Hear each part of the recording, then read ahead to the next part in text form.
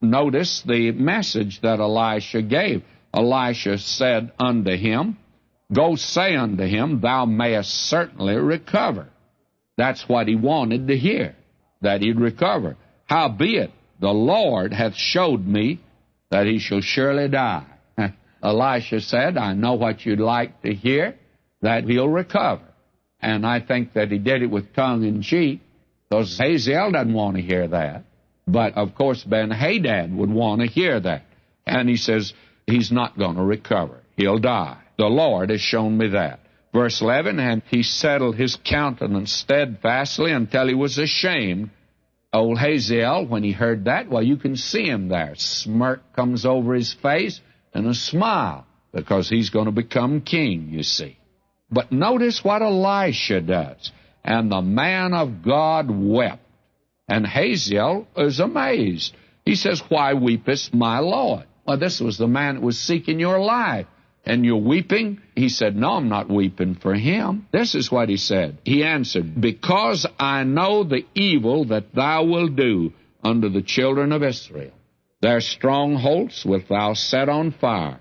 Their young men wilt thou slay with the sword, and will dash their children and rip up their women with child.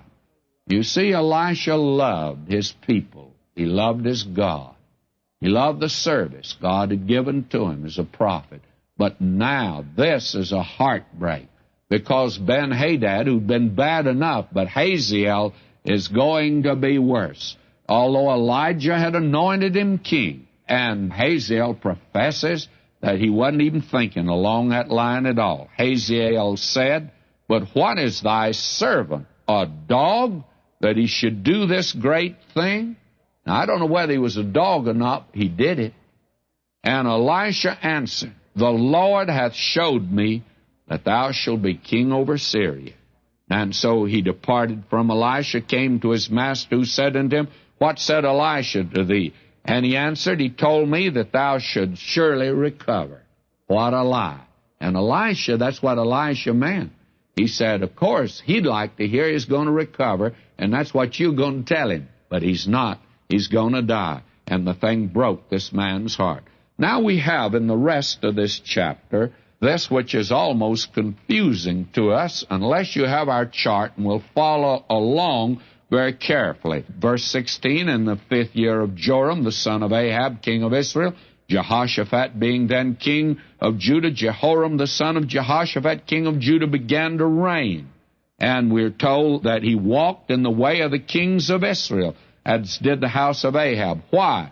For the daughter of Ahab was his wife, and he did evil in the sight of the Lord. You see why God doesn't go for mixed marriages.